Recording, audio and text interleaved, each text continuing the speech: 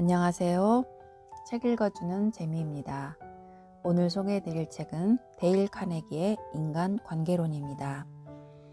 미주리주의 옥수수밭 노동자 출신이었던 데일 카네기는 미국에서 가장 성공적인 멘토로 자리매김을 했습니다. 그는 전 세계에서 성경 다음으로 가장 많이 팔린 베스트셀러를 제필한 작가이자 많은 사람들의 정신적 지주였습니다. 카네기 연구소를 통해 인간 경영과 자기개발 분야에 기념비적인 업적을 남겼으며 수많은 저서를 통해 인간관계에서 나타나는 심리와 대화, 스트레스를 분석하고 체계화시켜 인간관계론을 구체화시켰습니다. 이 책은 총 4장으로 구성되어 있습니다. 1장 인간의 본성, 2장 호감을 얻는 6가지 원칙, 3장 설득에 성공하는 방법, 4장 상대방의 변화를 유도하는 방법. 이 중 여러분과 나누고 싶은 부분 몇 군데 소개해 보도록 하겠습니다. 비판은 아무런 효과가 없다. 비판은 쓸데없는 짓이다. 상대방은 자기 자신을 보호하기 위해 바로 방어 태세를 갖추고 자신을 정당화하려고 애쓸 것이다. 비판은 가장 위험한 습관이다. 그것은 상대방의 자존심에 상처를 입히고 상처는 반항심으로 이어지기 때문이다. 어느 살인자의 소망. 1931년 5월 7일 뉴욕에서 일명 쌍권총 크로울리라 불리는 전대 미문의 살인범 검거 작전이 벌어졌다. 오랜 추적 끝에 경찰은 그가 웨스트엔드가에 있는 애인의 아파트에 은둔하고 있다는 정보를 입수했던 것이다. 150여 명의 경찰들이 크로울리가 숨어있는 아파트를 물샐 틈 없이 포위하고 이 흉악한 살인범을 집 밖으로 끌어내기 위해 아파트 안으로 최루가스를 쏘아 넣었다. 크로울리는 두꺼운 소파 뒤에 숨어서 미친 듯이 총질을 해댔다. 1시간 동안에 걸친 총성으로 아수라장이 된 웨스트엔드의 고급 주택가에는 어느덧 수천 명의 구경꾼들이 몰려들었다. 아마 그들은 영화가 아닌 실제 상황으로 그렇게 치열한 총격전을 본 적이 없었을 것이다. 마침내 크로울리가 체포되자 당시 경찰국장이었던 멀로니는 크로울리는 뉴욕 역사상 가장 악질적인 흉악범으로 사형을 받게 될 것이라고 발표했다. 그렇다면 크로울리는 자신을 어떻게 생각했을까? 다행히도 그의 생각을 들여다볼 수 있는 단서가 남아 있었다. 그 필사적인 난전 속에서도 그는 관계자 여러분 앞으로 편지를 썼던 것이다. 피로 물든 편지에는 이런 내용이 있었다. 비록 지칠 대로 지쳤지만 내 가슴 속에는 그 누구도 해치고 싶지 않은 따뜻한 소망이 있다. 결국 크로울리는 전기 의자에서 사형에 처해졌다. 그가 사형장에 들어설 때 무슨 말을 했을 것 같은가? 자신의 죄를 반성했을까? 아니다. 그는 난 그저 정당 방위를 했을 뿐이요 라고 소리쳤다. 쌍권총 크로울리는 마지막 순간까지도 죄책감을 갖거나 반성을 하지 않았다. 크로울리처럼 악마 같은 인간조차도 절대로 자신을 나쁘다고 생각하지 않는다. 이런 사고를 가진 범죄자는 얼마든지 있다. 하물며 우리 같은 보통 사람들이야 말할 것도 없다. 그러니 죄에 대한 체벌과 질책을 달게 받을 리도 없지 않은가? 이것이 바로 만고불변의 인간 본성이다. 상대방이 원하는 것에 집중하라. 물고기를 잡을 때에는 물고기가 좋아하는 미끼를 써야 한다. 하물며 사람의 마음을 움직이게 하려거든 그 사람이 원하는 것이 무엇인지 생각해 보라. 에머슨이 아들과 함께 송아지를 마구간에 집어넣으려고 애를 쓰고 있었다. 앞에서는 끌고 뒤에서는 있는 힘을 다해 밀었지만 송아지는 꿈쩍도 하지 않았다. 이때 이 광경을 지켜보던 하녀가 다가왔다. 그녀는 비록 배운 것도 없고 학식도 짧았지만 송아지가 무엇을 원하는지는 정확히 알고 있었다. 그녀는 송아지의 입속에 손가락을 넣어 빨리면서 천천히 마구간 쪽으로 유인해 갔다. 에머슨 부자는 왜 송아지를 들이는데 실패했을까? 바로 대다수의 사람들이 그러하듯 자신이 원하는 것에만 집중했기 때문이다. 그렇다면 송아지는 왜 마구간으로 들어가지 않았을까? 송아지는 푸르른 초지에 있고 싶었기 때문에 무작정 버틴 것이다. 이처럼 양측 모두가 자신의 고집대로만 행동한다면 갈등은 피할 수가 없다. 칭찬을 아끼지 마라. 인생에는 한 가지 중요한 법칙이 있다. 이를 제대로 지킨다면 귀중한 우정과 영원한 기쁨을 누릴 테지만 이를 거스른다면 더없이 험난한 길을 걷게 되리라. 이 법칙은 다음과 같다. 상대방을 귀하게 여기고 칭찬을 아끼지 마라. 탁월한 학생. 캘리포니아에서 카네기 세미나 강사로 활약하던 로널드 롤랜드는 미술 공예 교사이기도 했다. 일전에 그는 초급 공예반의 크리스라는 학생에 대해 다음과 같은 이야기를 들려주었다. 무척 조용하고 수줍음이 많았던 크리스는 크게 눈길을 끄는 아이는 아니었어요. 하루는 열심히 도안을 그리고 있는 크리스와 이런저런 이야기를 나누었는데 그 아이의 마음속에 활활 타오르는 불같은 열정이 느껴지더군요.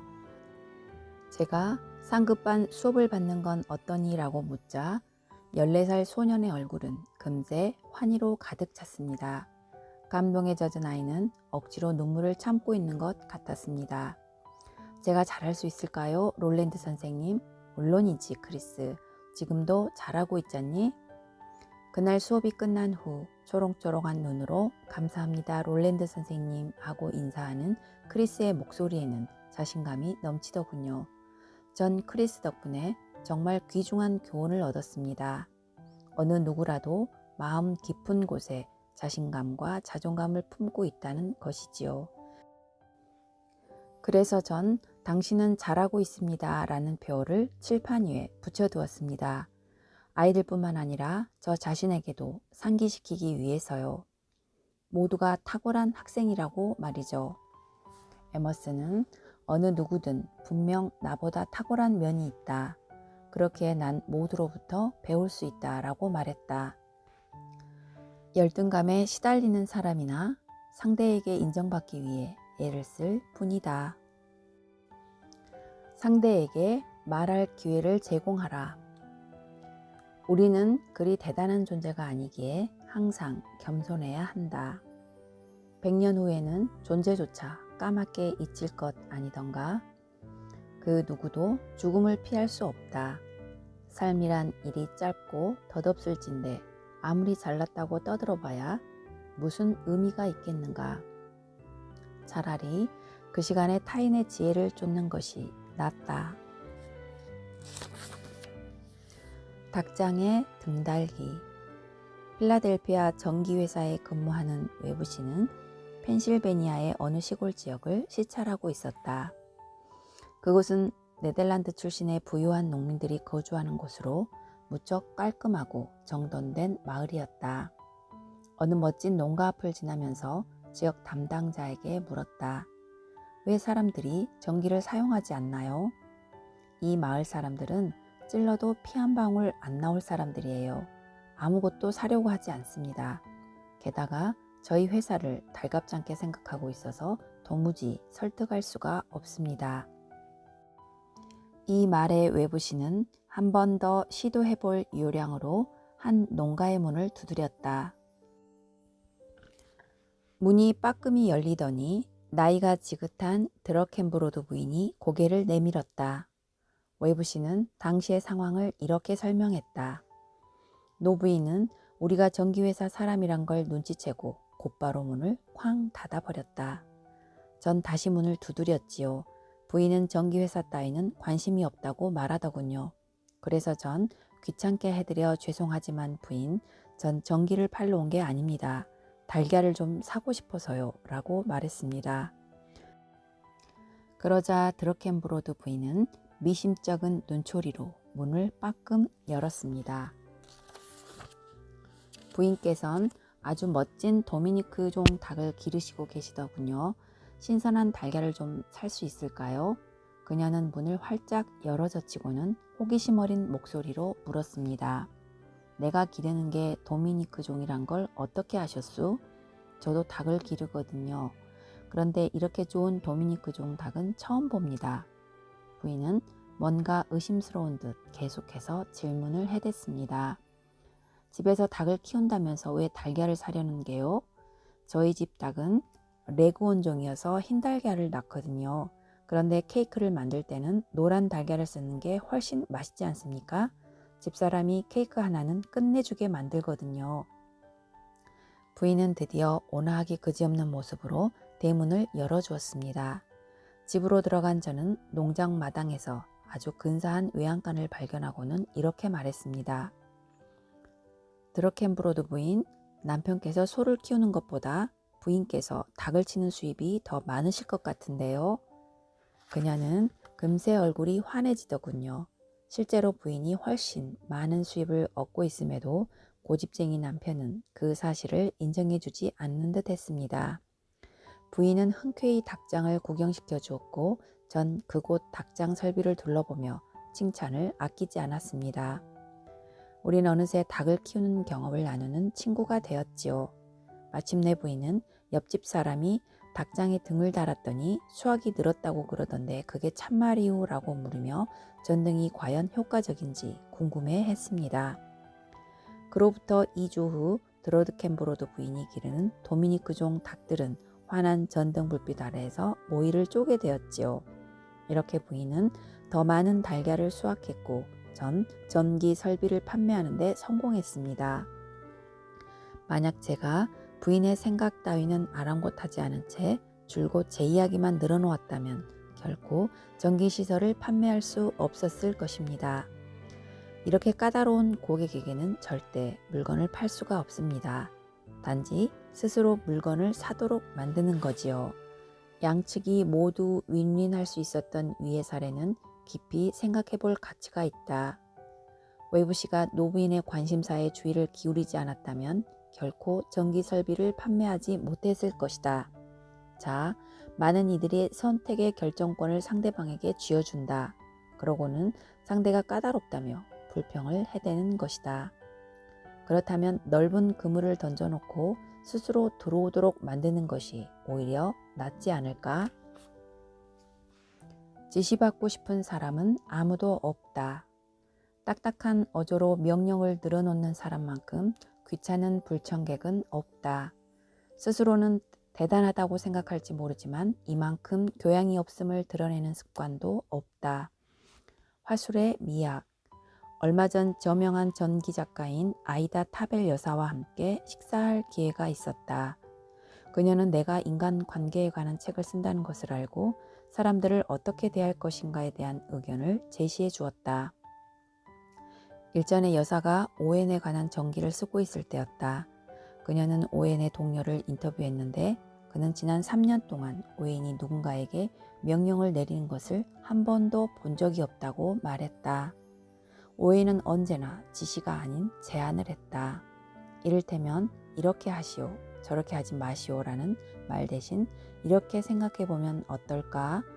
그렇게 하면 될 것 같은가? 라고 말했다. 그는 원고를 마무리할 때마다 자네 생각은 어떤가? 라고 넌지시 물어보았으며 구술시킨 편지가 마음에 들지 않을 때에도 이 부분은 고치는 게 어떨까? 좀 가벼워 보이지 않은가? 라고 차분하게 의견을 전했다. 그는 일방적으로 지시하는 대신 상대에게 일에 관한 권한을 부여해 주었다. 그리하여 실수를 통해 경험을 쌓고 교훈을 얻을 수 있도록 해주었던 것이다. 복종하길 좋아하는 사람은 없다. 이에 오해는 상대의 자존심을 지켜줌으로써 보다 유연하고 효율적인 협력을 이끌어냈다. 지금까지 시청해 주셔서 감사합니다.